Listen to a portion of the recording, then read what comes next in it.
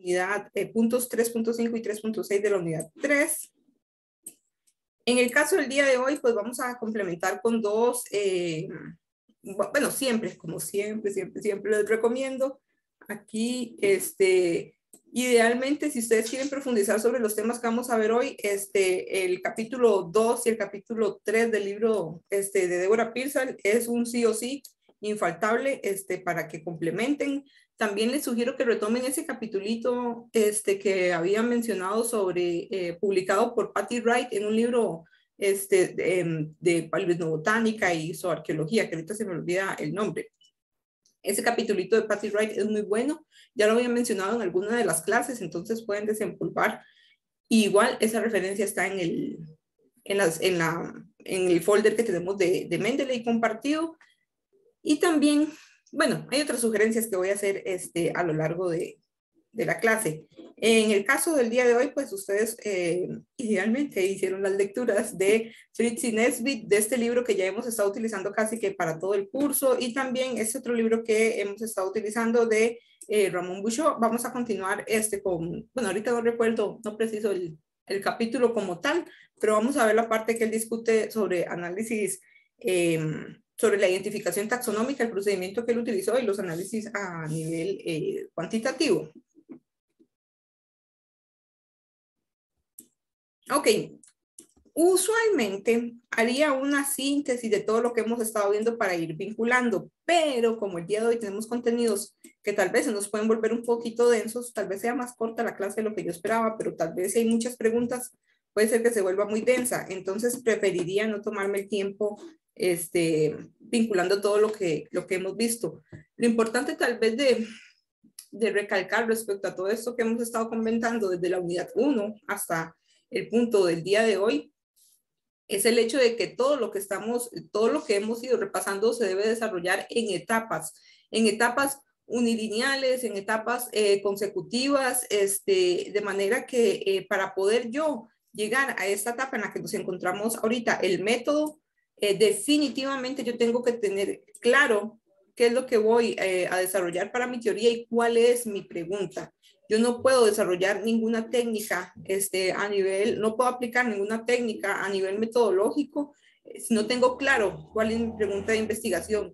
Y al día de hoy, tener esa conciencia de que hay una relación estrecha entre cada uno de estos componentes de un diseño de investigación o de una investigación como tal es fundamental. ¿Por qué? Porque dependiendo de la pregunta que yo tenga y dependiendo inclusive de la unidad de observación que yo esté utilizando y la unidad de estudio en donde yo esté trabajando, dependiendo de variables tan particulares como esas, inclusive dependiendo de las mismas variables que yo esté utilizando para investigar, así voy a poder determinar de una mejor manera cuál es la técnica a nivel cualitativo o cuantitativo que voy a utilizar. Entonces, tener claro toda esta sección previa de la teoría es fundamental para poder seleccionar de manera pertinente las técnicas de análisis. Bien, igual toda esta cuestión hemos ido recorriendo un camino muy lleno de información, de manera que igual siempre es sugerido que si quieren profundizar, que si quieren refrescar, no es chiste, el manual de Deborah Pearsall, que lo vimos solo muy poquito, ahí están casi todas las respuestas a sus preguntas. Entonces, igual este libro que hemos estado viendo de Marston y compañía, está muy bueno. Yo hasta este año lo leo y está muy completito, está muy bueno. Si pueden echarle también la ojeada para profundizar, es 100% recomendable. Ok, entonces recuerden que venimos de hablar sobre colecciones de referencia. ¿Por qué es fundamental introducir las colecciones de referencia antes de llegar a esta técnica de análisis que podríamos llamar la identificación taxonómica? Si bien la colección de referencia como tal no es una técnica de análisis, sí es un paso fundamental o una herramienta fundamental para poder desarrollar esta técnica de análisis que podemos llamar identificación taxonómica.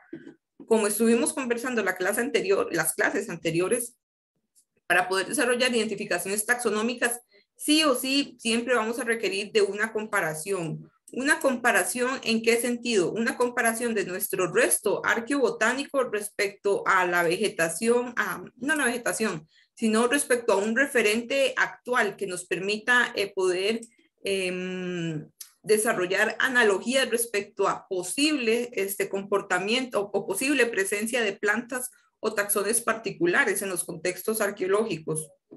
Rara vez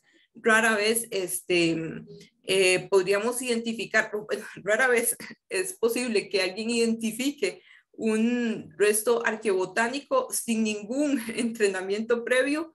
Es casi imposible hacer ese tipo de identificaciones taxonómicas sin por lo menos recurrir a una colección de referencia, ya sea física, en digital, impresa, o inclusive una colección de referencia en términos de material moderno o material arqueobotánico.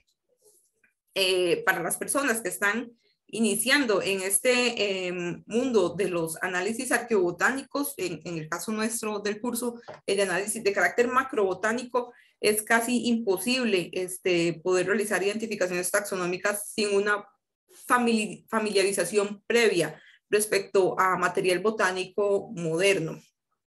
Por eso es que las colecciones botánicas, arqueobotánicas, usualmente se componen, en el mejor de los casos, e idealmente, usualmente van a componerse de dos tipos de materiales botánicos. Bueno, 3 tipos de materiales botánicos. En primer lugar, materiales botánicos modernos, ya sea en su estado fresco, y también idealmente en su estado carbonizado. Vamos a querer mantener colecciones de referencia en estos 2 formatos, idealmente.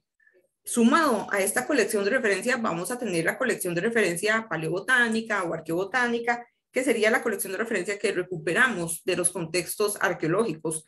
Esta colección de referencia se va a ir formando a medida que, por ejemplo, se vayan desarrollando más investigaciones arqueológicas que recuperen restos arqueobotánicos. Ok, y toda esta información, como ya he mencionado insistentemente, nos va a servir para comparar nuestros datos arqueológicos y poder desarrollar identificaciones taxonómicas con mayor solidez, tal vez, o tal vez mejor justificadas, podríamos decirlo. Y por eso es que desde clases anteriores ya hemos estado desarrollando un poquito toda esta estrategia respecto a cómo realizar identificaciones taxonómicas. Por ejemplo, aquí quisiera retomar el caso que habíamos desarrollado para las clases de la semana pasada respecto a una colección de referencia que yo estaba haciendo a partir de maíz. Si ustedes recuerdan, cuando estuvimos discutiendo sobre esa material botánico de maíz que yo carbonicé para realizar incluirlo dentro de una colección de referencia de material botánico fresco carbonizado, recuerden que yo estuve describiendo el material que yo carbonicé y lo describí principalmente en su composición física, en sus atributos morfológicos. Y recuerden que cuando vamos a describir un material botánico en atributos morfológicos, usualmente vamos a describirlo por 3 principales grandes características. Número 1, el tamaño. Número 2, la forma. Y número 3, la textura de la superficie. Vamos a poner aquí S de superficie mejor. Entonces, estos 3 atributos morfológicos, tamaño, forma y textura de superficie, son usualmente los atributos que vamos a revisar de manera prioritaria en muchos de los indicadores arqueobotánicos. Y aquí, ojo lo que voy a decir, indicadores arqueobotánicos a nivel macroscópico e inclusive a nivel microscópico. Estos 3 atributos morfológicos son usualmente los atributos prioritarios que se describen. No son los únicos, no.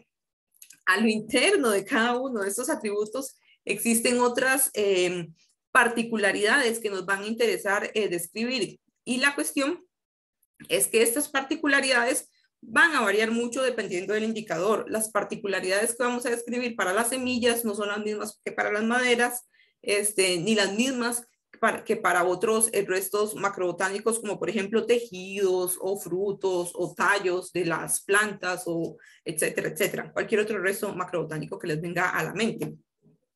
Entonces, aquí el punto es que los atributos que yo vaya a describir van a depender mucho del material que yo esté trabajando. Y desde ya, acá van a ir pensando que entrenarse en esta área de análisis a nivel macrobotánico, pues va a tomar una curva de aprendizaje, digamos, de bastante tiempillo. En el sentido de que, por ejemplo, si ustedes quieren especializarse en restos macro a nivel de restos carpológicos, semillas, frutos, etcétera, y otras partes de la planta, va a requerir de que se familiaricen con qué es una semilla, qué es un fruto, qué es un tallo, qué es una hoja, etcétera. Mientras que si ustedes quisieran también familiarizarse o especializarse con análisis macrobotánicos a nivel de maderas, pues va a requerir que se familiaricen con los componentes a lo interno de una madera, a lo externo de una madera, etcétera, etcétera. Entonces, en el caso, para ir ejemplificando un poquito esto más y cómo es que vamos a ir procediendo, vamos a retomar el caso del maíz. Aquí, como ustedes ya están familiarizados, tal vez antes de mencionar, como ustedes ya están familiarizados con el trabajo, o espero yo estén familiarizándose con el trabajo de la colección de referencia, noten que muchas publicaciones carecen de descripciones detalladas respecto a cada uno de los indicadores que están ustedes recuperando. Usualmente, bueno, como ustedes pudieron leer en la lectura de Fritz y Nesbitt, ellos mencionan que idealmente, por lo menos en los informes de las investigaciones, usualmente, tal vez aquí algo importante de mencionar, es que usualmente una investigación, sí o sí, siempre, sin ninguna excusa, va a generar un informe. De ese informe pueden salir diferentes publicaciones a nivel, digamos, de un libro o publicaciones a nivel de revistas, etcétera, etcétera, revistas académicas. O inclusive cualquier otro tipo de formato de publicación, tal vez a nivel audiovisual. Lo importante es que usualmente en estos formatos de publicación a nivel de libro o a nivel de revistas académicas o a nivel de cualquier otro formato de publicación, por el tipo, por la cantidad, digamos, por la restricción de espacio que tienen estas publicaciones, las personas investigadoras a veces no se concentran en describir el material botánico o arqueobotánico como tal, sino que se concentran en señalar cuál fue el material botánico, arqueobotánico registrado. De manera que aquí Fritz y Nesbitt nos hacen un llamado de atención en el sentido de que siempre es bueno tener descripciones de cada uno de los indicadores arqueobotánicos que estemos registrando y que esas descripciones idealmente por lo menos deberían estar en un informe. Si bien no lo vamos a hacer en los artículos, en las publicaciones de artículos, por lo menos estas descripciones tienen que estar en un informe. ¿Y por qué esto es importante? Porque usualmente, y eso pasa muchísimo más, cuando somos, ¿cómo decir? Como arqueobotánicos amateur o cuando somos primerizos en desarrollar investigaciones arqueobotánicas. Siempre vamos a partir de una descripción general para ir afinando nuestra identificación taxonómica. Entonces, noten acá, recuerden que cuando yo hice mi colección de referencia, déjenme aquí y borro un momentito. Recuerden que cuando yo les comentaba sobre la colección de referencia que yo hice, yo les dije que la había hecho de un maíz. Que yo esa identificación del maíz, perdón, ese maíz yo se lo compré a un vendedor local, de manera que yo conocía únicamente la especie. Es decir, la especie de maíz sea maíz. Aquí vamos a poner, bueno, vamos a intentar poner el nombre de la especie. Ok. Ese es el nombre de la especie. Sin embargo, yo no tengo conocimiento respecto a la variedad de ese maíz y en el caso particular, bueno, hay otros casos también. Usualmente en el caso de los cultivos, de las plantas domesticadas, las variedades son muy extensas. De manera que pueden haber diferentes tipos de maíz, pero yo desconozco cuál es el tipo de ese maíz. Idealmente yo debería llevarlo a una persona especialista, por ejemplo, a una persona en agronomía y decirle, bueno, yo tengo este maíz, qué variedad de maíz es, puede identificarlo, y una vez que está adecuadamente identificado, pues yo procedo a hacer mi colección de referencia. Ese sería el proceder, el buen proceder para poder armar una colección de referencia. Sin embargo, partamos del caso hipotético que yo identifiqué, recolecté este maíz, estos fragmentos de maíz carbonizados de un contexto arqueológico. Yo los identifiqué y yo sé que por el tipo, digamos, de fruto que encontré y por el tipo de grano que encontré, yo tengo idea de que es maíz. Pero si yo quisiera profundizar aún más mi identificación, yo debo recurrir a poder distinguir ciertos atributos morfológicos particulares de este material botánico. Es por eso que es importantísimo describir idealmente con detalle la composición morfológica del material botánico con el que trabajo. ¿Qué detalles debo priorizar en esa descripción? Usualmente, como les mencionaba, va a depender mucho del material arqueobotánico. En el caso particular del maíz, como es uno de los restos más trabajados usualmente en la arqueología americana, hay bastante información respecto a cuáles atributos hay que describir. Entonces, por ejemplo, aquí en esta referencia, no es de carácter arqueobotánico, pero es que es una imagen que me pareció muy buena a nivel ilustrativo. Entonces, por ejemplo, aquí tenemos esta sección de acá, es parte del elote. Aquí tenemos como el corazoncito del elote. Y estos dos de acá son los granitos del maíz. Noten que para poder describir o caracterizar un maíz, debemos describir estos atributos que nos mencionan acá. Noten que estos atributos que están mencionados acá se consideran para un maíz moderno en estado fresco. En el caso de un maíz carbonizado, puede ser que varios de estos atributos se pierdan y que por lo tanto no podamos describirlos. Sin embargo, siempre partimos de una caracterización o de la descripción de atributos de carácter moderno para poder intentar describirlos a partir de materiales carbonizados. Ok, les comentaba entonces que lo que vamos a hacer es describir con mucho mayor detalle el material botánico. Y para las descripciones, usualmente vamos a tener que tomar en referencia, por ejemplo, cómo se describen los materiales botánicos modernos para poder describir los materiales botánicos carbonizados de carácter arqueológico. Y para esto, pues va a depender mucho del material que tengamos. Si bien hay terminología general, a medida que vamos afinando nuestra identificación y nuestra descripción, pues podemos ir también ir requiriendo de otros atributos. Vamos a ver atributos, digamos, morfológicos que se describen de manera general. Entonces, como les mencionaba, aquí, digamos, ¿cuáles atributos vamos a describir?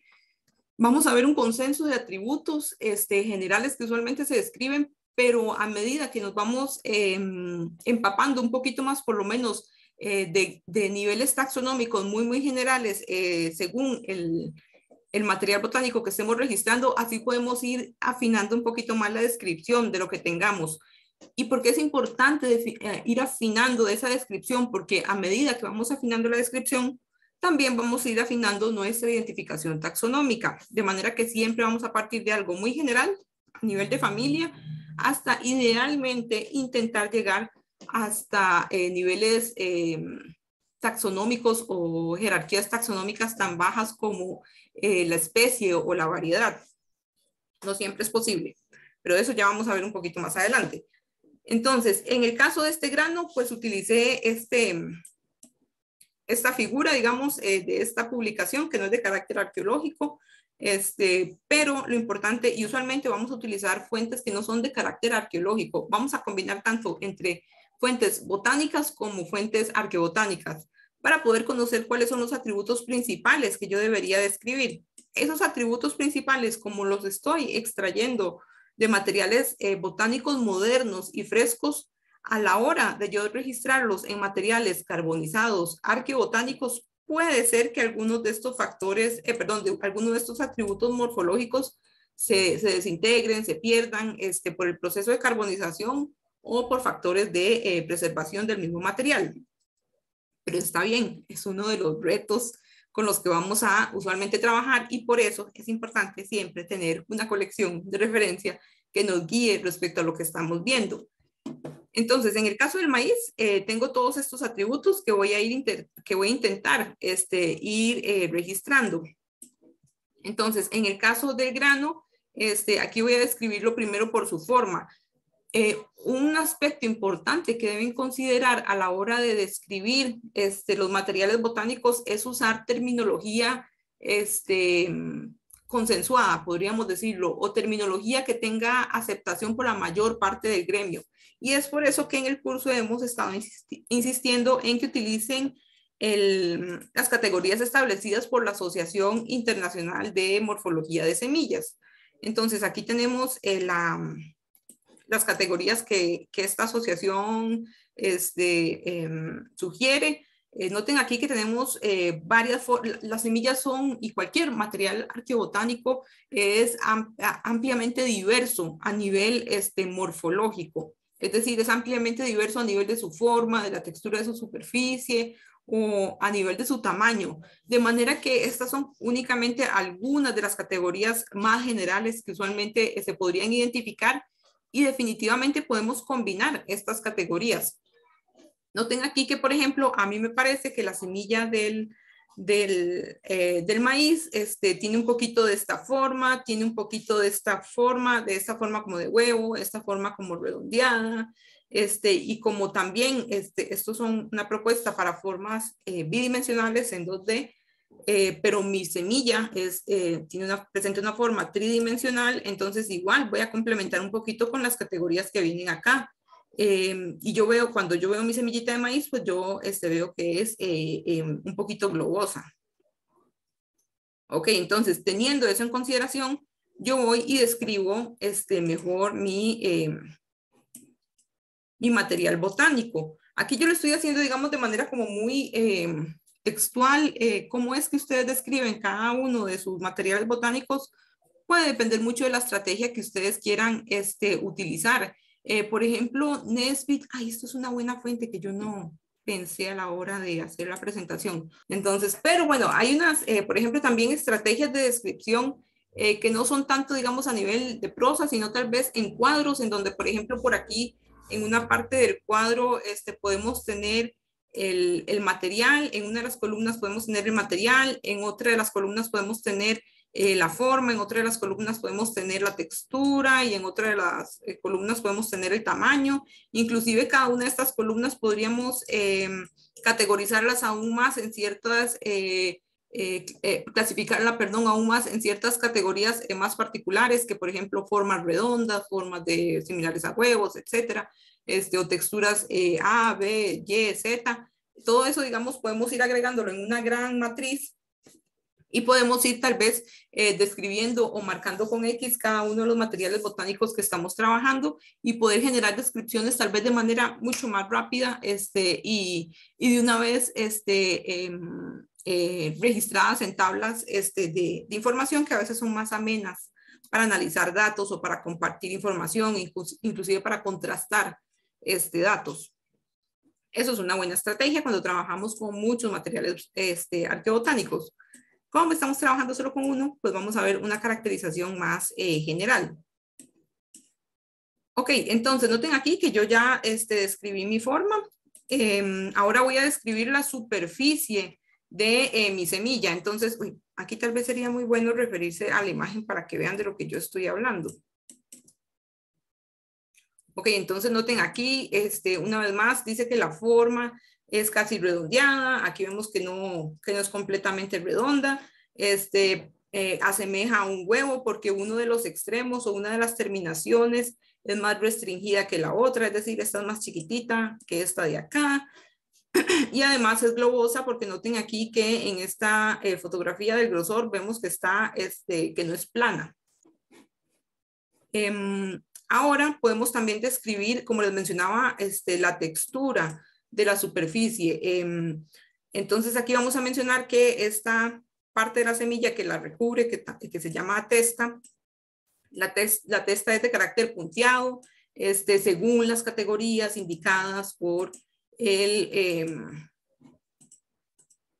bueno, aquí tenemos las categorías indicadas a nivel de textura de superficie que sugiere esta asociación de morfología de semillas.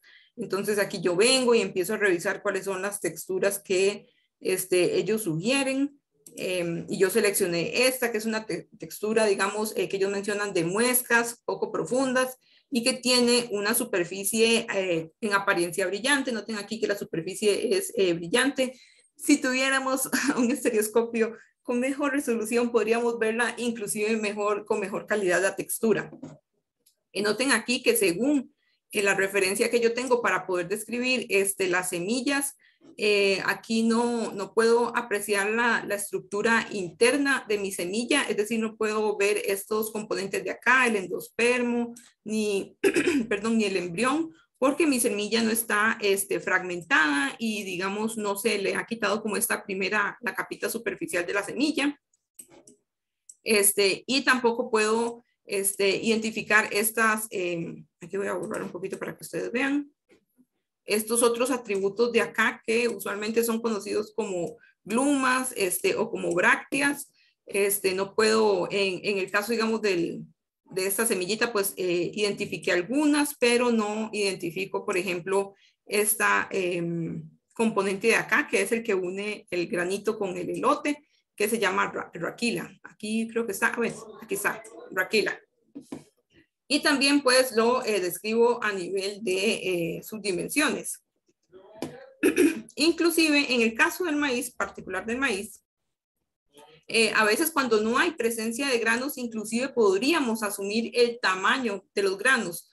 Tal vez no podríamos describir la forma ni la textura de la superficie, pero sí podemos inferir un poquito el tamaño de los granos a partir de las cúpulas del maíz. Si, por ejemplo, no encontramos el grano del maíz, pero sí encontramos el elote del maíz, podemos inferir un poquito el tamaño de sus granos. Por ejemplo, aquí si se logra, esto es un elote, esto no es el raquis. Esto sería lo que se llama usualmente como cob en inglés. Y esta parte más interna, esto sí sería el raquis. Según un consenso que vamos a ver más adelante, ¿verdad? Entonces noten aquí que en el elotito a veces aparecen como ciertos hundimientos. Estos son llamados usualmente cúpulas, que es donde va a estar adherido el grano del maíz. Si medimos las dimensiones de esa cúpula, podríamos tener un estimado del tamaño del grano del maíz. Por eso también si tenemos estas frutos del maíz, el elote, es bueno también registrar sus atributos morfológicos. Entonces, noten que aquí también voy a describirlo por su forma. Noten que el consenso de los nombres que estoy utilizando para describir la forma, una vez más, corresponden a la Asociación Internacional de Semillas, que también ellos sugieren, perdón, esto era lo que yo quería, que también ellos sugieren estas categorías para descripción de frutos. Vamos para que vean que no soy una mentirosa. Aquí están. Estas son las categorías para descripción de frutos, que son en realidad las mismas categorías que se utilizan para la descripción de semillas. Mismo cuento para la forma, mismo cuento para la textura de la superficie. Utilizo ese mismo glosario de la Asociación Internacional de Semillas. Entonces aquí yo escribo mi forma. Yo digo que es cilíndrica, presenta una forma 3D, presenta una forma de cuña, en el sentido de que una de sus terminaciones es más ancha o más amplia que la otra de sus terminaciones, tiene una terminación en punta, aquí podemos ver esta punta. Presenta una textura de rejilla canalada, dice. Aquí vamos a señalar que estos agujeros en la rejilla usualmente son donde están las cúpulas que van a contener los granos del maíz. Vemos que este fruto, algunas partes presenta granos, en otras partes no presenta los granos. Y también pues lo registro a nivel de sus dimensiones. ¿Qué es lo que pasa? ¿Por qué es importante describir todo esto? Noten que aquí yo describí todo esto y todavía no he llegado a una identificación taxonómica mucho más específica. ¿Pero por qué es importante? Porque yo conozco que hay catálogos en línea para poder describir el maíz. Yo conozco que hay catálogos y publicaciones para poder yo saber cuáles son las variedades de maíz que existen en la actualidad y que inclusive ha existido, que son variedades de maíz extintas. Entonces, para esto nos vamos a referir a esta publicación, que vamos a hacerla un poquito más de cerca, que es la de Wellhausen y compañía. Wellhausen y compañía tienen varias publicaciones sobre razas de maíz a nivel americano, razas de maíz en México, en Centroamérica, en Suramérica y en Norteamérica. Entonces hay varias publicaciones. En el caso nuestro vamos a utilizar, déjenme y hablo de la publicación 1952, que vamos a utilizar la de maíz de México. Hay una publicación para Centroamérica, pero quiero que veamos la de México porque es la más amplia. Inclusive si ustedes consideran que las categorías que utiliza la Asociación Internacional de Semillas no son suficientes para describir su material, pueden recurrir a otras publicaciones. Yo que sé que el manual de identificación de semillas de menganita o menganito de tal sugiere estas categorías que son más amplias y por eso los vamos a utilizar. Aquí lo importante de mencionar es el hecho de que siempre debemos usualmente priorizar, digamos, nuestras descripciones, los términos que vayamos a utilizar, intentemos que sean siempre términos aceptados por una gran parte del gremio, en el sentido de que no sean términos que yo me invento de manera antojadiza. Ah, bueno, esto es redondo. Bueno, yo sé que es redondo, pero el lector, la persona lectora que va a estar familiarizándose con el texto que yo estoy haciendo, va a entender que es globoso, va a entender que es reticulado, va a entender que es similar a un sombrero de paja, no sé qué, porque a veces hay descripciones muy, con nombres muy, muy particulares que uno dice, bueno, tal vez en esa cultura, tal vez en ese idioma, esa palabra tiene mucho sentido, pero para una persona extranjera o que proviene de otra formato de cultura, digamos, esa palabra no hace el más mínimo sentido. Por eso es importante usar consensos o términos que sean por lo menos conocidos por una amplia parte del gremio. Ok, entonces, conociendo yo cuál es, teniendo yo, por ejemplo, aquí tal vez lo importante de señalar una vez más es que si bien yo hice la descripción de mi material botánico, perdón, arqueobotánico, y aunque yo no tenga una colección de referencia en físico, todavía puedo recurrir a colecciones de referencia a nivel digital o publicadas. Y, por ejemplo, uno de estos podríamos tomarlo como una colección de referencia que podríamos tomar para identificar maíz, es esta que les comentaba de Wellhausen y compañía. En el caso del ejemplo que vamos a utilizar hoy, vamos a usar el caso del maíz mexicano. Todo este ejemplo que vamos a desarrollar es bien ficticio, porque el maíz que yo utilicé posiblemente es bien transgénico, bien híbrido, bien poco tradicional, pero asumamos nuevamente que estamos trabajando con material arqueobotánico.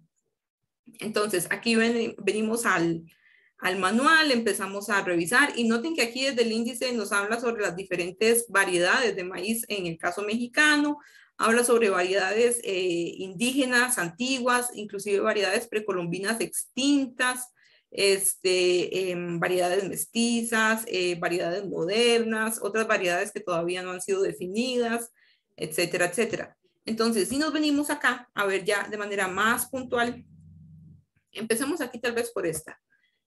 Noten aquí que cómo van describiendo los autores estas variedades de maíz. Noten que cada uno de los maíces, vamos a ir moviéndonos acá. Ok, aquí ya empezamos con la primera. Noten que cada una de estas variedades las van a describir a nivel morfológico. Por eso es importante que hagamos una descripción morfológica, porque cuando nosotros describimos nuestro material, lo podemos comparar con colecciones de referencia. Entonces, noten que aquí ellos hablan sobre cómo es la planta, cómo es que morfológicamente es la planta, cómo son, ahorita no tengo la traducción de esto, pero son como, ¿cómo decirlo? Como la espiguita, creo que es del maíz. Aquí venimos a esta parte que ya serían los atributos externos del elote. Noten que aquí nos habla de las dimensiones, de los componentes externos, cuáles son los atributos morfológicos del elote. Noten que aquí inclusive nos da una especie de croquis respecto a cómo es la composición interna del elote, dónde están sus granitos, dónde están las glumas, dónde está el raquis, dónde está cuáles son las dimensiones del elote, cuáles son las dimensiones del olote, cuáles son las dimensiones del raquis, dónde están posicionados los granos, dónde están las glumas, cuál es la forma del grano, etcétera, etcétera, etcétera. Noten que aquí inclusive nos caracteriza un poquito más sobre la composición interna del elote, que nos da las dimensiones del elote, nos da las dimensiones del olote o la tusa, como quieran llamarle, nos da las dimensiones del raquis, y nos sigue pues dando atributos, mencionando sobre características más internas del elote, que las dimensiones de la raquila, que las dimensiones de la cúpula, creo que también a veces mencionaba, o las dimensiones de las semillas también en algunas ocasiones. Entonces, el punto, ¿qué es lo que vamos a hacer ahora?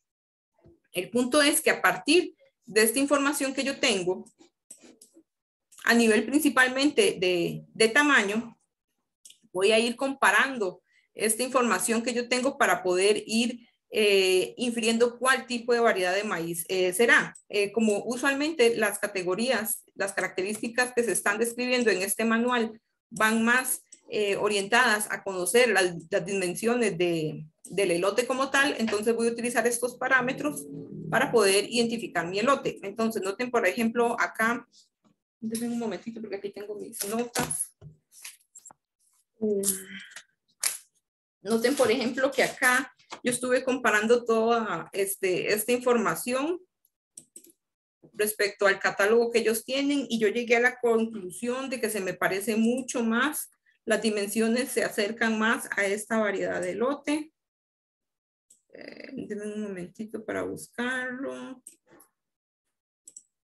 A esta variedad de elote. Ok, aquí tal vez hacer la observación del caso, como es un elote bien transgénico y bien moderno, las dimensiones definitivamente, digamos, las dimensiones no son exactamente similares a las que están acá. De hecho, no las vamos a encontrar, Pero asumamos que las encontramos y que las dimensiones que tenemos se parecen mucho a esta variedad. Entonces, por ejemplo, aquí nos dicen, vamos a la composición externa, vemos que el elote presenta aquí déjenme sacar un momentito. Ay, denme un momento que me volvió loco el Zoom. Ok, esto lo vamos a bajar acá. Y aquí déjenme sacar un lápiz. Ok, vamos a tener que sacar el lápiz de Zoom.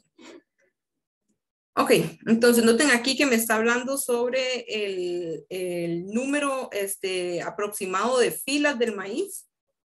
Es decir, el número de, un momento para salirme y que vean acá.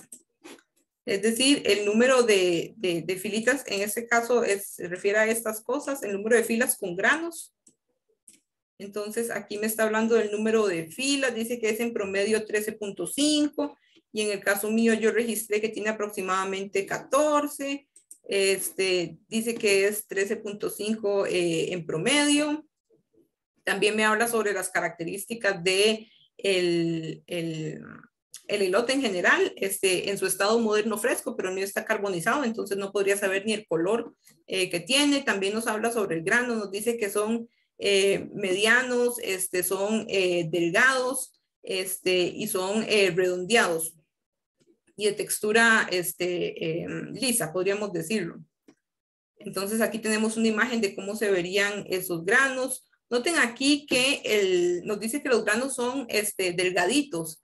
Sin embargo, recuerden que yo estoy trabajando con un grano carbonizado y recuerden que dentro de los procesos de carbonización, nosotros estamos familiarizados que la carbonización puede hacer que los granos se inflen, que crezcan en su grosor. Por eso es importante conocer de antemano todos los procesos, todos los factores culturales y naturales a la hora de que se forma un indicador arqueobotánico. Por eso era importante la unidad 3.1. Ok, entonces noten aquí que seguimos leyendo. Ahora concentrémonos un poquito en las características a nivel interno. Noten acá, déjenme sacar el lápiz nuevamente. Noten aquí que, por ejemplo, nos dice que el diámetro del elote va de 50 a 55 centímetros. Aquí nos devolvemos. Noten que aquí dice que el diámetro, centímetros, no, perdón, milímetros, es decir, como de 5 centímetros a 5,5 centímetros. Y aquí yo tengo un diámetro de 3,5 centímetros, el mío es mucho más pequeño, pero ¿qué es lo que pasa? También otra de las observaciones que debemos considerar, que cuando los materiales botánicos se carbonizan, pueden reducir también su tamaño. Entonces, aquí tenemos el diámetro del elote, no me coincide del todo. Tenemos el diámetro de la tusa o del olote, que dice que es 2,2 centímetros. Nos devolvemos acá. Y aquí nos dice que el diámetro, vamos a sacar otra vez el lápiz, el diámetro del olote va como de 3,2 centímetros a 3,7 centímetros. Aquí se me parece un poquito más esta información a la que yo registré, perdón, 2,2, igual cuando se carboniza se disminuye el tamaño, y también en el raquis dice que es de 1,3 centímetros, y aquí el raquis nos dice, aquí está, que va de 1,6 centímetros a 2,1 centímetros. Y también aquí tenemos otras características del elote que podemos considerar. Nuevamente aquí vamos a ver bueno, en el caso del raquis, esta es la medida que más coincide, que más se acerca a aquí sería esta parte de acá, que más se acerca a esta descripción. Entonces, nuevamente, aquí lo importante sería que después de haber revisado todo el manual, los atributos de esta variedad de maíz son las que más se parecen o las que más se acercan al registro que yo tengo. ¿Cómo podría yo afinar todavía más esa identificación taxonómica si yo tuviera una colección de referencia arqueobotánica en donde yo ya haya identificado ese material? ¿Por qué? Porque así puedo ver el tamaño del maíz una vez que ya ha sido carbonizado y ver si redujo el tamaño de su grano, el tamaño de su elote a nivel, en términos de las dimensiones del diámetro del olote y del raquis. Si todos esos atributos me coinciden con el de la colección arqueobotánica carbonizada, entonces yo tengo mucha más solidez o mucho mayor respaldo para poder inferir la identificación taxonómica a nivel de variedad. ¿Qué pasa si yo no tengo tanto sustento para poder inferir esa variedad? Es decir, que yo no tengo tantas evidencia que me respalde o que apoye que esta maíz es de la variedad, déjenme cerrar acá, perdón, que este maíz es de la variedad comite, creo que era que se llamaba. Denme un momento para devolverme y que vean.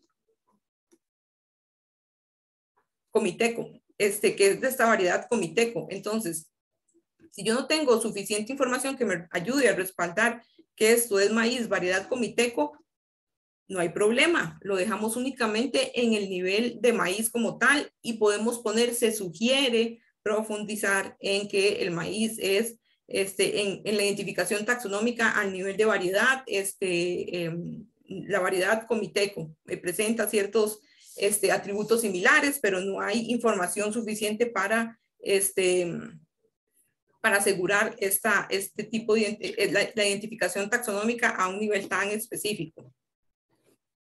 Ok. ¿Y por qué entonces, déjenme borrar aquí este montón de cosas que me estorban, y por qué entonces es importante todo esto que les estoy diciendo? Porque noten que a medida que vamos haciendo nuestras identificaciones, hay aspectos importantes a considerar durante la identificación, que ya hemos ido mencionando. Número uno, no todas las semillas presentan iguales tamaños. Todo esto de los tamaños va a depender mucho del estado de preservación de la semilla, de la actividad antropogénica a la que haya sido sometida esa semilla, y va a depender mucho de las particularidades de esa semilla. ¿Qué quiere decir? Que, por ejemplo, a nivel de particularidades, inclusive las semillas modernas, no todas son parecidas entre sí. Vayan y abran su bolsita de frijoles, o de arroz, o de lentejas, o de garbanzos. Si se ponen a medir semilla, bueno, grano por grano o semilla por semilla de alguno de esos materiales, ustedes van a notar que inclusive hay variaciones a lo interno de ese mismo taxón, llámese taxón, garbanzos, lentejas, arroz, etcétera.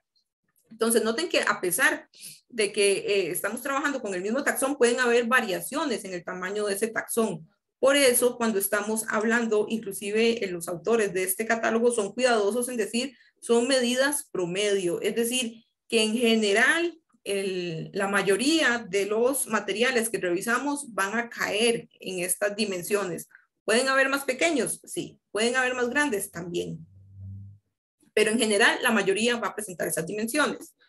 Recuerden que también va a influir en el tamaño de la preservación, como estuvimos mencionando. Pueden haber factores como los hongos, el oxígeno, la condición de la composición química de los suelos, etcétera, que puede hacer que cambien las formas de nuestros materiales y por lo tanto va a cambiar el tamaño. Y principalmente uno de los factores que va a modificar ciertamente el tamaño de nuestros materiales van a ser los procesos de carbonización. En algunos casos, la carbonización va a generar que los materiales se inflen, o en otros casos va a generar que los materiales reduzcan su tamaño.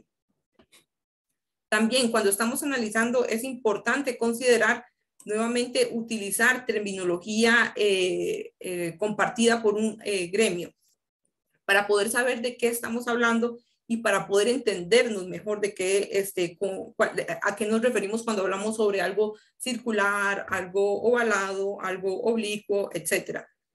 Y por lo tanto, para el curso, usualmente vamos a sugerir los glosarios de la Asociación Internacional de Morfología de Semillas, o los términos o los atributos morfológicos descritos por la Asociación Internacional de Anatomía de Maderas. Que de esta ya, recuerden, con la charla del doctor Fernando Astudillo, él ya estuvo mencionando un poquito esta.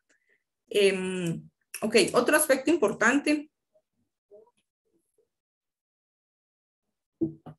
perdón, que les estaba comentando, es que noten que cuando empezamos a realizar nuestras descripciones, no partimos de una identificación taxonómica per se, partimos de descripciones de formas.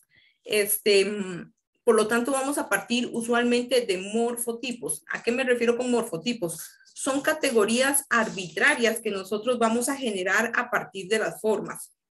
Entonces, por ejemplo, esto que nosotros hemos denominado, por ejemplo, una categoría o un morfotipo, perfectamente podría ser esta forma que describimos. Redonda similar a huevo, con características globosas. Entonces, por ejemplo, un morfotipo podría ser redondo con forma de huevo globoso. Eso es un morfotipo. Otro morfotipo podría ser este de acá, por ejemplo, cuña cilíndrica. Entonces, a medida que nosotros vamos registrando nuestros material botánico, vamos a decir, bueno, tenemos tantas cuñas cilíndricas, tenemos 4 cuñas cilíndricas, y tenemos por acá, y tenemos por acá unas 20 formas redondas de huevo globosas. Una vez que tenemos claro, cuáles son las formas más comunes que presentan nuestros materiales, inclusive Ok, aquí se me enredaron las palabras. Ok, aquí lo importante de mencionar es que usualmente partimos de estas categorías de formas para luego poder identificar identificar a nivel taxonómico nuestro material arqueobotánico, de manera que partimos desde lo más general hasta lo más específico. ¿Por qué no partimos a veces de valores taxonómicos per se? Y esto más que todo aplica, me parece, para gente, personas que no tienen, digamos, una formación previa en identificaciones taxonómicas con indicadores arqueobotánicos, porque no sabemos qué estamos viendo.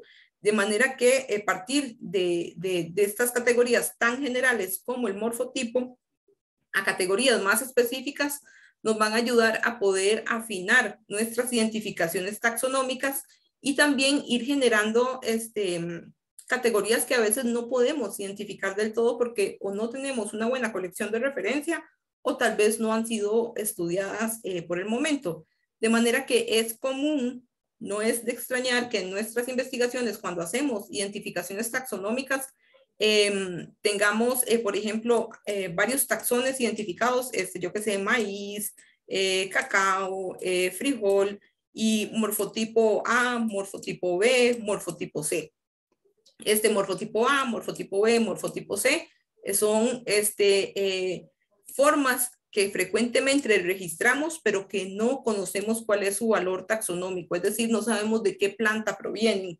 Sin embargo, son formas que estamos registrando comúnmente en nuestros materiales arqueobotánicos, que merecen ser registradas, merecen ser descritas, pero que a futuro alguna otra persona posiblemente puede identificar, o que ustedes mismos y mismas puedan identificar con una mejor colección de referencia. Entonces, nuevamente, aquí partimos de lo más general a lo más específico. Partimos inclusive de lo más general a nivel de familia hasta lo más específico. No vamos a identificar,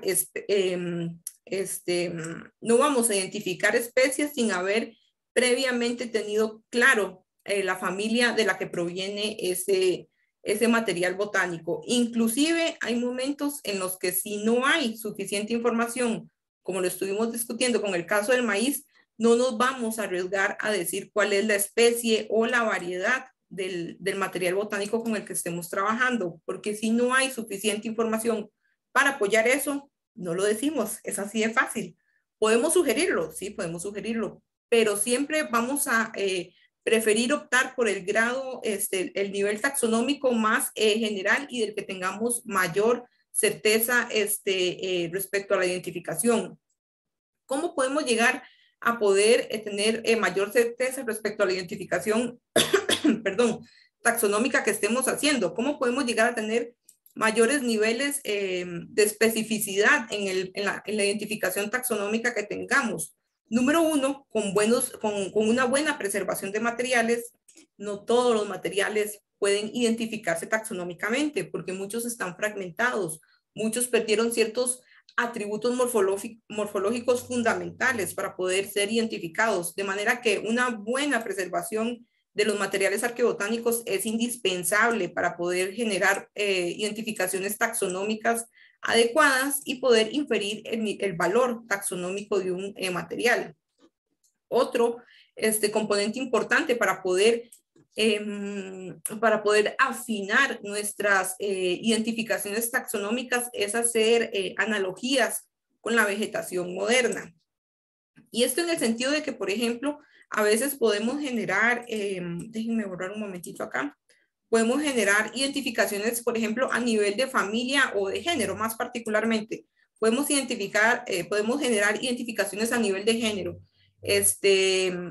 Y podemos a veces inclusive sugerir identificaciones más específicas a nivel de familia, dependiendo de la vegetación que se encuentre en el área que estamos estudiando. Por ejemplo, pensemos nuevamente en el maíz, para no salirnos del ejemplo. Entonces, pensemos que yo estoy estudiando el maíz. Hay como 1000 variedades de maíz. ¿Cómo sé yo cuál de esas variedades puede ser? Bueno, según los registros botánicos del área de estudio en la que yo estoy trabajando, en esa zona solo existen 2 tipos de maíz, 2 variedades de maíz. Entonces, si logramos identificar sus atributos morfológicos más específicos, podríamos tal vez seleccionar alguna de esas dos variedades. Si no, lo que podemos hacer es mencionar que es un maíz, que el material botánico arqueobotánico que estamos trabajando es a nivel de especie de maíz, pero que podría corresponder a estas dos variedades, variedad 1 y variedad 2. ¿Y cómo sabemos eso? Por esa analogía con la vegetación moderna del área en la que estamos trabajando. Importante señalar de todo esto que hemos venido discutiendo es que todas las plantas tienen un valor a nivel interpretativo para nuestros fines arqueológicos. Todas las plantas pueden ser interpretadas. Usualmente o tradicionalmente en arqueobotánica hemos priorizado la interpretación de plantas a nivel de su valor económico, es decir, plantas que presentan algún uso a nivel de alimento, a nivel de construcción, a nivel medicinal, a nivel ritual, etcétera, etcétera. Usualmente hemos priorizado ese tipo de plantas. Sin embargo, todas las plantas presentan algún tipo de valor para nuestras interpretaciones. Inclusive, uno de ¿cómo decirlo? Una de las importancias de otros tipos de plantas que tal vez no presentan un valor económico actual o en el pasado es que podemos conocer sobre las condiciones ecológicas del área en la que estamos trabajando. Entonces, el hecho de que registremos plantas que si bien no tienen un valor económico, pueden darnos información valiosa respecto a las condiciones de los ambientes antiguos.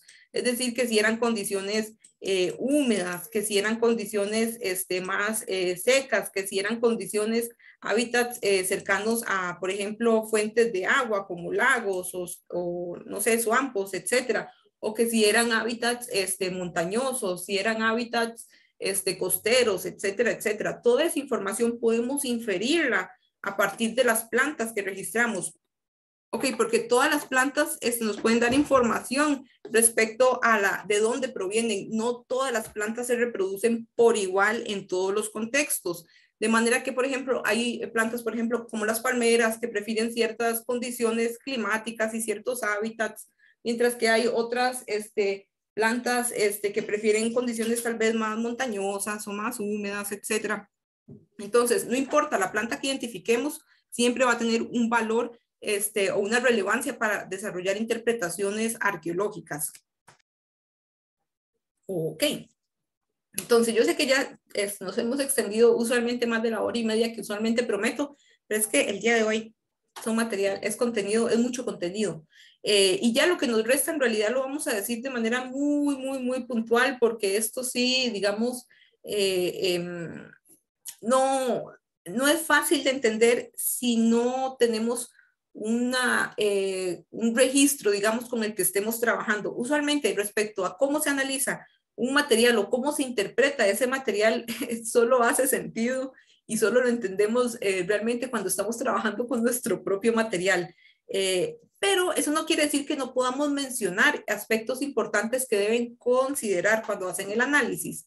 Entonces, para los análisis, en el caso de los restos arqueobotánicos, pueden ser tanto de carácter cualitativo como cuantitativo o mixto, similar a cualquier otra investigación arqueobotánica. Tal vez mucho del trabajo, dependiendo de lo que ustedes lean, pueden encontrar que muchos de los trabajos que se han hecho son de carácter cualitativo, en el sentido de que se mencionan, se enfatiza en discutir aspectos respecto a la presencia, ausencia de ciertos restos macrobotánicos, que esto usualmente se conoce como ubicuidad. Es decir, es un tipo de análisis, déjenme aquí sacar el lápiz, es un tipo de análisis que podríamos categorizar como de carácter cualitativo, en el que vamos a describir si un resto macrobotánico está presente o está ausente en algún contexto.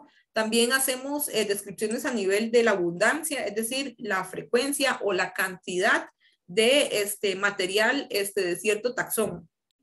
Es decir, que si hay 20 fragmentos de maíz, 10 fragmentos de frijol, 80 fragmentos de ayote, etcétera. Todo eso, digamos, son descripciones que frecuentemente realizamos a nivel cualitativo. para caracterizar, para describir un poquito más los materiales arqueobotánicos registrados. En este sentido, a nivel cualitativo, usualmente lo que vamos a hacer es priorizar en mencionar cuál es o en identificar a nivel taxonómico los restos que fueron recolectados en nuestras áreas de estudio. Es decir, vamos a generar registros taxonómicos mencionando cuál es la variedad, digamos, de plantas en ciertos contextos arqueológicos, y también podemos clasificarlas a nivel de categorías, que por ejemplo clasificamos, como ustedes pudieron leer en Bouchot, las clasificamos a nivel de plantas domesticadas, a nivel de plantas silvestres y a nivel de plantas, no recuerdo, no antrópicas, creo que él mencionaba. Bueno, ahí él menciona su tercera categoría. Inclusive podríamos generar categorías como, por ejemplo, plantas plantas domesticadas no maderables, plantas domesticadas no maderables, plantas silvestres no maderables, plantas silvestres maderables, plantas domésticas maderables, etcétera. La cantidad, digamos, las categorías que generemos dependerán mucho de la pregunta de investigación que tengamos y de cómo vayamos a ir desarrollando nuestra interpretación. En el caso de los análisis cuantitativos, pues sí van a requerir van usualmente a aspirar a generar no solo descripciones, sino explicaciones a nivel estadístico. De manera que podemos utilizar ya sea una estadística descriptiva, pero idealmente vamos a utilizar una estadística más a nivel inferencial, es decir, una estadística más explicativa.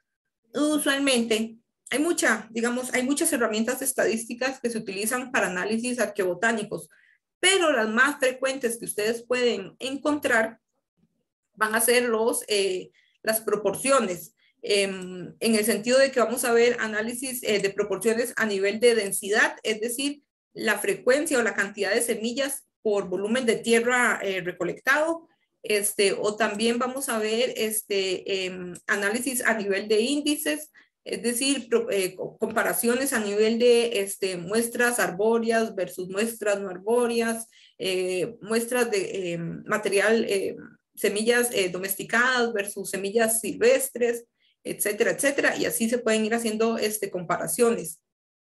¿Qué es lo importante aquí de ir viendo? Que el tipo de estrategia que yo utilice, si ya sea a nivel cualitativo, a nivel cuantitativo o ambas, es decir, mixto, va a depender muchísimo.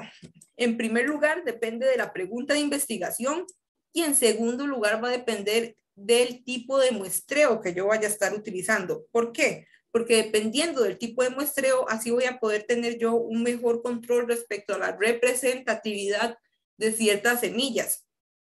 Porque como ustedes pudieron leer en el capítulo de Fritz y Nesbitt, y creo que también en el de Bouchot se menciona, hay material que puede estar sobre representado, es decir, que puede haber, que puede ser muy abundante ese material, y no necesariamente porque fue intencionalmente seleccionado por personas del pasado, sino porque ese material tiende a producirse por naturaleza mucho, y tiende también a tener buenos niveles de preservación. Entonces, no es lo mismo, por ejemplo, no es los mismos niveles de preservación de un tipo de material botánico con tejidos muy resistentes que un material botánico que tenga tejidos tal vez más delgados y menos resistentes. Entonces, usualmente van a haber ciertos materiales que estén que sean muy abundantes, y principalmente esa abundancia va a ser por producto de los buenos niveles de preservación que tienen. De manera que usualmente, igual, el mismo caso, perdón, pasa para lo que sería la subrepresentación, es decir, que están menos representados, y en este caso es porque usualmente se preservan menos. En este caso, digamos, para poder disminuir el sesgo de representatividad, es decir, disminuir el sesgo de que si algo está sobre representado o subrepresentado, para poder disminuir ese sesgo, vamos a idealmente desarrollar una estrategia de muestreo que mitigue, digamos, esos, o que disminuya esos sesgos. Por eso es que, digamos, a veces utilizamos muestreos de tipo, aquí volvámonos un poquito para que ustedes refresquen, utilizamos usualmente muestreos de tipo, bueno, por eso es que Deborah Pearsall aspira a los muestreos totales, los blanket sampling que ustedes pudieron leer, esos serían idealmente los mejores, pero no se puede. Pero si tuviéramos que elegir en otro tipo de muestreo, usualmente podemos utilizar muestreos compuestos que nos van a tal vez generar mejores niveles de representatividad, o tal vez muestreos puntuales con ciertas estrategias, o tal vez también muestreos dependiendo, digamos, técnicas de aproximaciones más generales, como los habíamos visto de muestreos totales, sistemáticos, justificados, aleatorios, etcétera. Por ejemplo, los que más se pueden utilizar para este tipo de estrategias para intentar disminuir el sesgo de representatividad son los muestreos totales o los muestreos sistemáticos. Los muestreos justificados usualmente no nos van a permitir, vamos a caer en el sesgo de tener semillas subrepresentadas o sobrerepresentadas. Entonces, nuevamente, para poder utilizar ciertas técnicas de análisis va a depender mucho, no solo la pregunta que tengamos, sino el tipo de muestreo. Por eso es fundamental, indispensable, que antes de hacer cualquier tipo de recolección tengamos muy claro cómo vamos a recolectarla, porque dependiendo de la pregunta que tengamos, será mejor un tipo de muestreo que otro.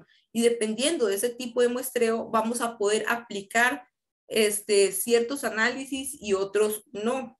Entonces, nuevamente, noten que la forma en la que escogemos las técnicas no se escogen de manera antojadizas.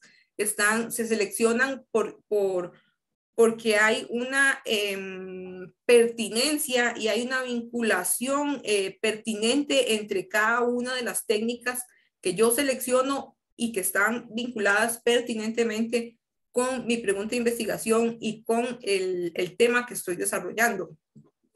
A esto se suma el tipo de variables con las que estamos trabajando. Por ejemplo, si estamos trabajando con variables categóricas o si estamos trabajando con variables numéricas, no todas las herramientas estadísticas sirven de igual forma para trabajar con variables categóricas o con variables numéricas. Por ejemplo, para trabajar con variables categóricas hay ciertas herramientas estadísticas y para trabajar con variables numéricas hay otras herramientas estadísticas. De manera que también el aplicar cierto tipo de herramienta no dependerá solo de una cuestión antojadiza o de una cuestión a veces también como de moda, sino que depende mucho del tipo, del dato con el que yo esté trabajando. Y como bien menciona, no lo leímos, pero aquí también para hacer el anuncio de paso, en el libro de Deborah Pearsall, déjenme, ya les digo qué páginas para que ustedes, bueno, aquí lo tengo. A partir de la página 146, ella empieza a hablar un poquito sobre esto de los análisis cualitativos y cuantitativos. Y de hecho ella hace una observación muy importante. Ella hace varias observaciones muy importantes. Y número uno es que ninguna técnica estadística se aplica si no la entiendo. Si no entiendo la técnica estadística no se aplica. Y eso es una observación súper importante porque a veces vemos cosas chivísimas en las publicaciones y uno dice, uy, esto se ve buenísimo, vamos a aplicarlo, etcétera. Pero número uno, no lo entiendo. Y número dos, posiblemente el tipo de muestreo que yo utilicé no sea el adecuado para poder valorar, aplicar esa herramienta. De manera que no debemos forzar nuestros datos a ser aplicados según ciertos análisis estadísticos. Por eso es importante, importantísimo saber con el tipo de indicador arqueobotánico que estamos trabajando y el tipo de variables que queremos analizar. Si son variables a nivel categórico o si son variables a nivel numérico. En el caso, digamos, de los análisis arqueobotánicos, A nivel, digamos, estadístico más explicativo, hay varias técnicas que se utilizan. Usualmente van a haber mucho trabajo utilizado con estadística multivariada. Van a haber, digamos, uso de herramientas a nivel de PCA, es decir, análisis de componentes principales o de los análisis de correspondencia también. Y muchos otros análisis. De hecho, les sugiero que si quieren profundizar muchísimo más en este tema, vayan y revisen el manual en términos particulares de la arqueobotánica. Si quieren especificar más ese tema, les sugiero que vayan al manual de método y teoría que hemos estado revisando en Paleobotánica de Marston y compañía, y que revisen el capítulo, pueden revisar los capítulos a partir del capítulo 9, el capítulo 10, de hecho, déjenme ver cuál otro. Sí, capítulo 9 y 10 más que todo. En el capítulo 9 nos habla sobre las técnicas que usualmente son más aplicadas, que son las de las proporciones, y ya en el capítulo 10 sí habla sobre estadística multivariada. Entonces, si quieren profundizar más, pueden revisar ese libro, complementen igual con el manual de Deborah Pearsall, porque ahí también se menciona, y también invitadas, invitados a que revisen este manual. De hecho, este manual es para arqueología en general, no es solo de arqueobotánica. Entonces, de hecho, este manual tiene un capítulo, una sección para análisis de restos arqueobotánicos, y también tiene bueno, no para análisis, sino digamos un capítulo en donde explica los indicadores arqueobotánicos con los que se trabaja, y también tiene un capítulo de análisis cuantitativo, perdón, en donde explica diferentes herramientas estadísticas y diferentes índices que usualmente se utilizan a nivel zooarqueológico y también paleoetnobotánico.